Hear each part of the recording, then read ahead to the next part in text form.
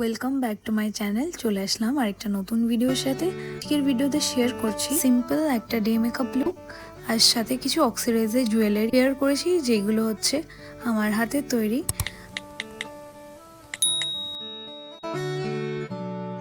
Step by step তোমাদের সাথে share করি। ফার্স্টেই আমি এখানে ইউজ করেছি একটা হাইড্রেটিং টোনার।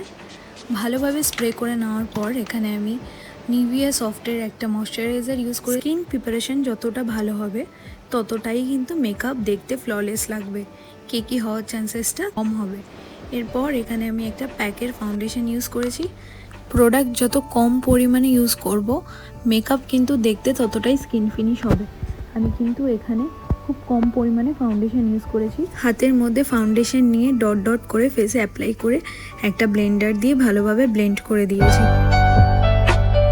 ফেসটা ভালোভাবে ব্লেন্ডিং করার পর বেঁচে থাকা ফাউন্ডেশনটা আমি কিন্তু কোনো কনসিলার ইউজ করিনি। কনসিলার এরিয়াগুলোতে আমি ওই ফাউন্ডেশনটাই ড্যাব ড্যাব করে চোখের চারধারটা আর ফেসে যেখানে যেখানে একটু ব্ল্যাক লাগছিল সেখানে সেখানে বসিয়ে নিয়ে ওই সেম হাইড্রেটিং স্প্রেটা আরেকবার আমি স্প্রে করে নিলাম, যাতে ভালোভাবে যেই ফাউন্ডেশনগুলো ব্লেন্ড হয়নি সেখান থেকে অটোমেটিক স্প্রে করার পর ব্লেন্ড হয়ে যায়। ফেসটা একটু ড্রাই হতে দেবো।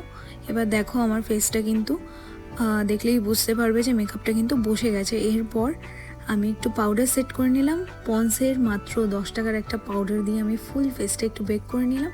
আর চোখের উপরটা নিচটা বেশি করে পাউডার দেবো, আর ফুল ফেসে পাউডার না দিলেও চলতো। যদি কেউ ডিউই মেকআপ চাও, মানে ম্যাট মেকআপ নয়, তবে এই পাউডারটা কিন্তু স্কিপ করতে পারো। ভালোভাবে ফুল ফেসে আমি পাউডারটাকে অ্যাপ্লাই করে নিলাম। আর এই পাউডারটা আমার সবথেকে ফেভারিট পাউডার। আমি সবথেকে সেলফ মেকআপ করার ক্ষেত্রে এই পাউডারটাই বেশি ইউজ করি। এরপর আই মেকআপ করার আগে আইব্রোসটা একটু সেট করে নিলাম।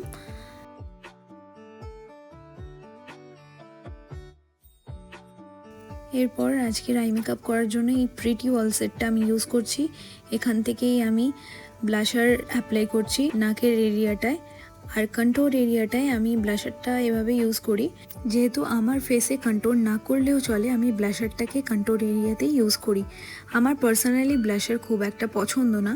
আর এই প্যালেট থেকে আমি এই ইয়েলো কালারের আইশ্যাডোটা ট্রানজিশনে ইউজ করছি। দুটো চোখে সেমভাবে আপার লিডে আমি এই কালারটা অ্যাপ্লাই করলাম। ব্রাশটাকেই আমি একবার নিচের দিকটাতেও ঘুরিয়ে নিলাম। এরপর এই দুটো কালার আমি কর্নারের দিকটা উইংস টাইপের করে অ্যাপ্লাই করলাম, ঠিক তোমরা যেরকম ভিডিওতে দেখতে পাচ্ছ।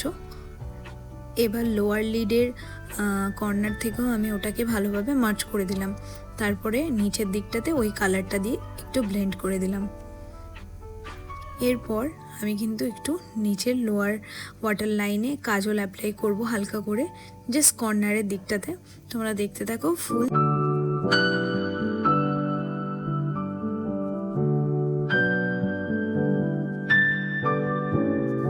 শুধুমাত্র কর্নারের পোর্শনটাতেই আমি কিন্তু ব্ল্যাক কালারটা স্মাচ করেছি একটা ডার্ক আইশ্যাডো দিয়ে। এরপর আমি উপরের দিকে যে হাইলাইটার এরিয়াটা থাকে, মানে মাউন্টেন এরিয়াটা, তো সেখানে আমি একটু হাইলাইটার অ্যাপ্লাই করলাম যাতে ব্রো বোনটা একটু শার্প দেখতে লাগে। এরপর আমি মাস্কারা অ্যাপ্লাই করে আমার ফুল আই মেকআপ লুকটা কমপ্লিট করলাম।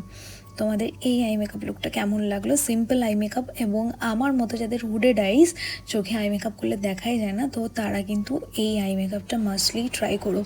আর ফ্রন্টের দিকে আমি কিন্তু কোনো কালার ইউজ করিনি, ইভেন নিচের দিকেও আমি কিন্তু কোনো কালার ইউজ করিনি। শুধুমাত্র কর্নার এবং উপরের পোর্শনেই আমি আইশ্যাডো ইউজ করলাম। এরপরে একটা টিপ পরে নিলাম, আর লিপস্টিকটা বাকি আছে। আমার যেহেতু ঠোঁটটা একটু ব্রড, তো এরকম ঠোঁটে ডার্ক কালারের লিপস্টিক পরলে শুধু ঠোঁটটাই হাইলাইটেড হয়, তো সেই জন্য আমার কাছে সেরকম কোনো নিউড লিপস্টিক ছিল না। কারণ আমি লিপ বাম বেশি ইউজ করি, তো লিপস্টিক ইউজ করি না, সাজলে একটু ইউজ করি। তো সেই জন্য এখানে একটা লাইট কালারের কনসিলার দিয়ে একটা সুন্দর শেডের লিপস্টিক বানিয়ে নিলাম। আর এইভাবেই আমি আমার আজকের লুকটা কমপ্লিট করলাম। কেমন লাগলো জানাতে